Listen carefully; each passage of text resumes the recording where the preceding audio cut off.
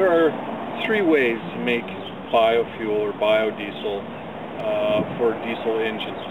The most common method of making biodiesel is by heating up vegetable oil or waste vegetable oil to 120 degrees Fahrenheit and then combining an alcohol such as ethyl or methyl alcohol with lye, and then combining that mixture into the vegetable oil and then agitating it for a few minutes while the lye and methanol react with the vegetable oil.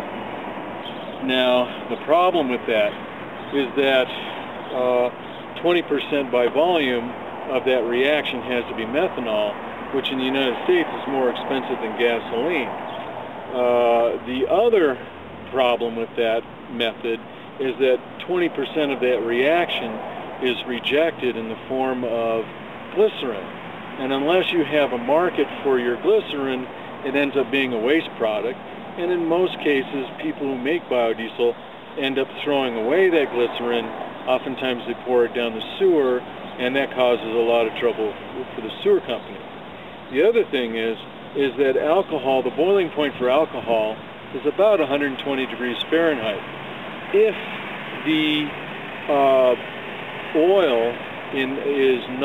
if the temperature of the oil is not controlled closely, and the temperature is allowed to go over 120 degrees Fahrenheit, and the person who's making that biodiesel happens to be using a sparking hand drill to agitate that reaction, then it's possible that the alcohol in that reaction that's evaporating off from the reaction could explode and cause severe burns to the operator and set the house or building on fire, and which could ultimately set the whole neighborhood on fire. And that, in fact, has happened. Therefore, I do not recommend the biodiesel process for backyard enthusiasts. It's something that is way too caustic and way too explosive for end users to use, and really should only be operated by professional and licensed operators that are scrutinized by the public to make sure that their operation is safe, and that operation, since it's explosive and corrosive, should be conducted far away from residential houses. Okay, so then there's a second way to make or to burn vegetable oil in a diesel engine. And that second method is the second most common method, and it's called straight vegetable oil. Now, straight vegetable oil, what it does is it heats the vegetable oil up to about close to 100 C, or about 160 degrees Fahrenheit. And what that does is it thins the vegetable oil out so it approaches the viscosity of diesel fuel, and then it burns more efficiently in the engine.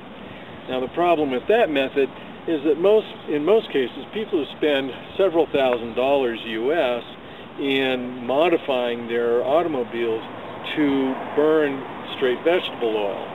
And so I really don't recommend that unless you're a big-time backyard tinkerer. To me, the simplest method of burning vegetable oil as a diesel fuel in a diesel engine is the method I employ, which is the third method. And the third method is called blending. And what blending is that it simply blends a solvent, such as gasoline or petrol, with vegetable oil in a ratio that causes the resulting solution to approximate the viscosity of diesel fuel.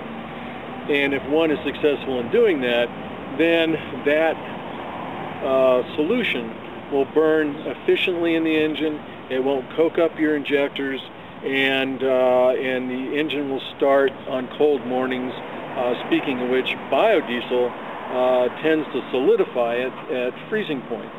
So most people who live in areas where the temperature drops below 32 degrees Fahrenheit or 0 C generally have to add either gasoline or diesel fuel to their biodiesel to keep it from freezing in the wintertime.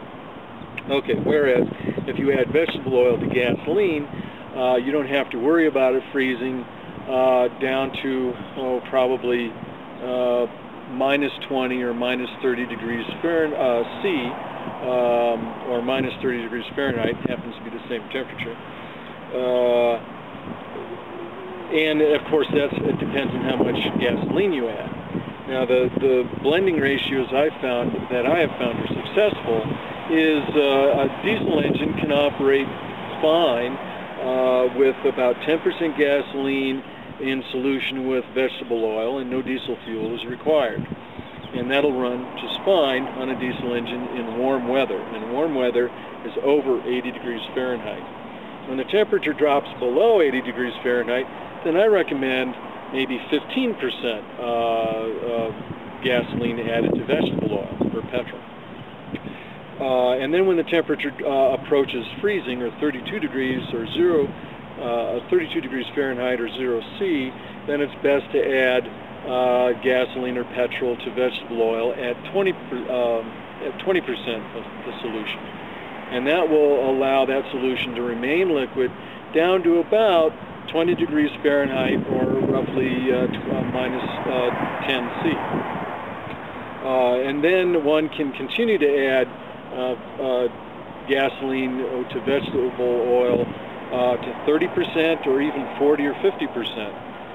And a lot of people are terrified at the idea of adding gasoline up to 50% in a diesel engine. But remember, vegetable oil has a lot more lubricity than diesel fuel has.